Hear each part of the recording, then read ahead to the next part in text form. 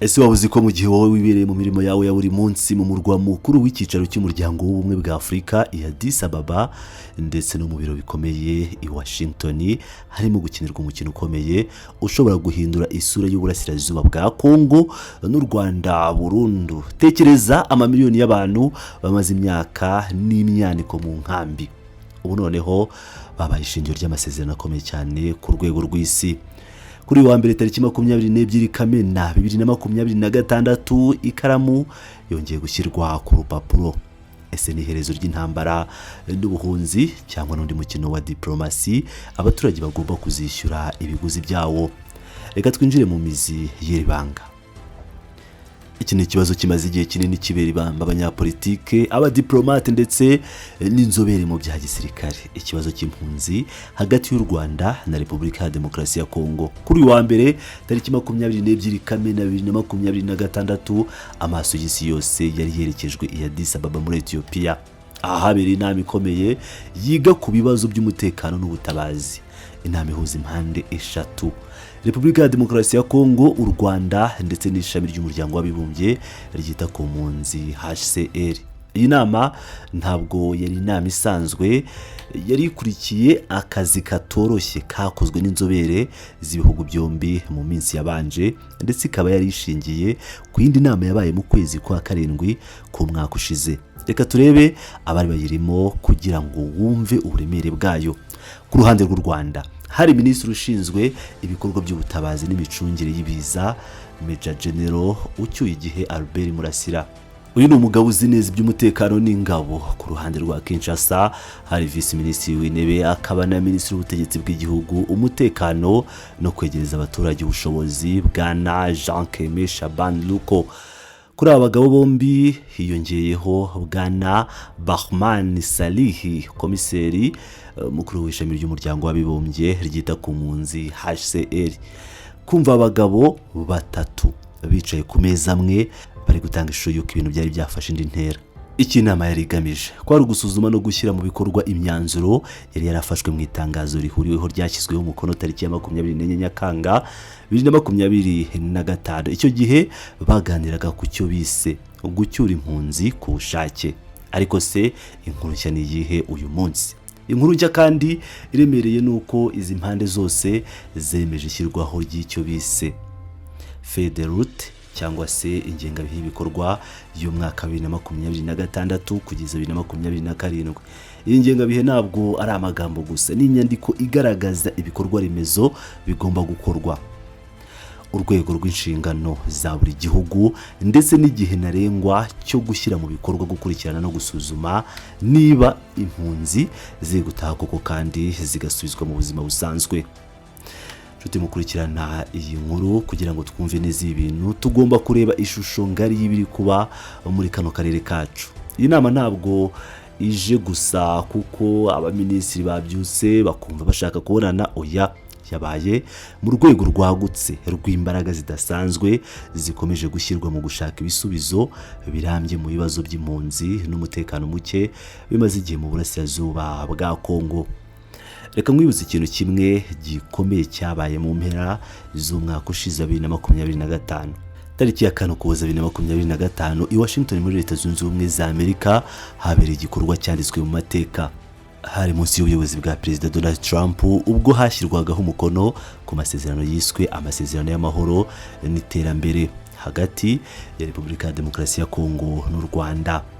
Ibyo bihe byari byitezweho guhindura byinshi. Iyi nama ya Addis Ababa rero yashingiye kuri ariya masezerano y'i Washington ndetse no ku bwumvikane bwa tekinike bwari bwagezweho icyo gihe. Mu biganiro bya Addis Ababa impande zombi ntizibagiye gushimira uruhare rudahwema kugaragazwa n'umuryango w'ubumwe bwa Afurika ndetse n'umuryango w'abibumbye. By'umwihariko bashimiye cyane ibiro by'intumwa yihariye y'umunyamabanga mukuru w'umuryango w'abibumbye mu karere k'ibiyaga bigari. Urwo ruhare rushingiye ku gushishikariza amahoro, umutekano, ituze n'ibiganiro bihoraho mu gushaka umuturambye ku baturage bakuye mu byabo n'intambara. Ariko reka twibaze, ese ibi bintu ni bishya?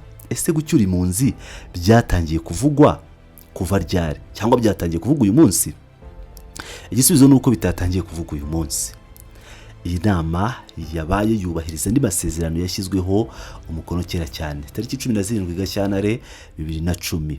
urumva neza ko hashize imyaka isaga 16. icyo gihe hari hashyizweho amasezerano y'impande eshatu ku gucyura ku bushake impunzi z'abanyekongo ziba mu Rwanda ndetse n'impunzi z'abanyarwanda ziba muri Repubulika ya Demokarasi ya Kongo. Ibi byose kandi bishingiye ku mategeko mpuzamahanga akomeye yarengewe n'isi, bishyigikiwe n'amasezerano ya Geneve yo mu 1951 agenga stati y'impunzi n'inyongera yayo yo mu 1967 ndetse n'amasezerano ya OUA ubu yabaye UA yo mu 1969 areba by'umwihariko ibibazo by'impunzi muri Afurika.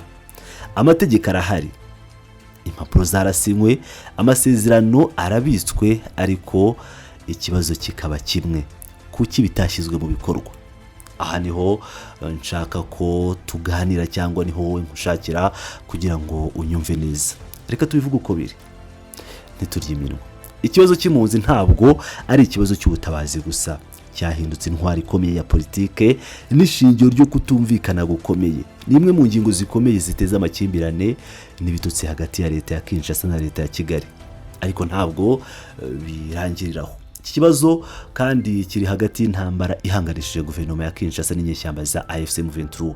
Nk'uko abasesenguzi benshi babizi, inyeshyamba za M23 zikunze kuvuga ko imwe mu mpamvu zazo zo gufata intwaro ari ugushakira umuti ikibazo cy'impunzi n'abavuga ikinyarwanda ziba mu Rwanda ndetse no mu bindi bihugu zangiye gusubira mu gihugu cyazo cya Kongo, ndetse no guhagarika ihohoterwa rikorerwa ayo moko mu burasirazuba bwa Kongo. Ku ruhande rwa Kinshasa yo ikabivuga ko u Rwanda rwitwaza icyo kibazo kugira ngo rwinjire mu bibazo by'imbere muri Kongo. Uyu mukino w'amagambo no kwitana ba mwana niwo watumye impunzi zibaho mu buzima bwo kwiheba. Ni muri urwo rwego rero, kubera uburemere bw'iki kibazo, cyahise gishyirwa mu mitima y'ibiganiro bya diplomasi bikomeye byabaye mu minsi ishize. Nk'uko nabivuze haruguru, cyinjijwe mu masezerano y'amahoro ya Washington yari ayobowe na Leta Zunze Ubumwe za Amerika. Ariko kandi ntibyarangiriyeho. Ikibazo cy'impunzi nicyo mutima n'ishingiro ry'ibyo bita processus de Doha, cyangwa se urugendo rwa Doha. Uru ni urugendo rwa diplomasi rwatangiye nyuma y'ishyirwaho umukono ku itangazo ry'amahame hagati ya leta ya Kinshasa ndetse n'inyeshyamba za AFC M23. Umutwe Kinshasa ishinja gushyigikirwa n'u Rwanda. Uko guhuza impande zombi mu rwego rw'ibanga n'ibiganiro bihuje byakozwe ku buhuza bw'igihugu cya Qatar. Ese wumvise neza uburyo ibihugu bikomeye ku isi nka Leta Zunze Ubumwe za Amerika na Qatar byinjiye muri iki kibazo cy'impunzi zo mu biyaga bigari? Muri izi gahunda zombi za diplomasi, ikibazo cy'impunzi gifatiye runini ibindi byose. Nicyo shingiro. Nta mpunzi zitashye, nta mahoro arambye ashoboka, nta mahoro arambye, intwaro ntizizaceceka. Ariko reka tugaruke ku kuri, tugaruke ku butaka bwacu, turebe ibiri kubera i Rucuru, Masisi, Goma, Rubavu ndetse no mu nkambi zitandukanye. Nubwo izi nyandiko zose zisinywa n'ubwo abaminisitiri bambara karuvati bagahurira Addis Abeba cyangwa Washington bagafata amafoto baseka, ishyirwa mu bikorwa ry'ibi byemezo riri kugenda bigura intege cyane. Hari ugukekeranya, igihombo cy'icyizere no gutinda gukabije kugaragarira buri wese. Aya masezerano y'amahoro akimara gusinywa yari yatanze icyizere kingana n'umusozi ku baturage bo mu burasirazuba bwa Kongo babayeho mu bwoba no mu masasu umunsi ku wundi. Bari biteze ko ibibazo byabo bigiye gukemuka, abahunze bagataha, imiryango ikongera igahura. Ariko amaso yabo yaheze mu kirere. Ibyari byitezwe ko biba mu mezi make, magingo aya harabura igihe gito ngo umwaka wuzuye ushire iyi gahunda itangijwe. Ibikorwa bifatika ku butaka oya ntabyo turabona. Ibisubizo bifatika ku kibazo cy'abaturage barara hanze barimo gukubitwa n'imvura n'imbeho mu nkambi za Kanyarucinya cyangwa Kiziba biracyari inzozi ku manywa. Mu gusoza iyi nkuru, ikibazo twakwibaza nk'abasesenguzi ndetse n'abakurikirana hafi politike yo mu karere k'ibiyaga bigari ni iki? Ese ingengabihe nshya ya 2026-2027 yo gucyura impunzi yasinywe i Addis Abeba tariki 22 Kamena, ubwo ni ku munsi w'ejo, izahindura amateka?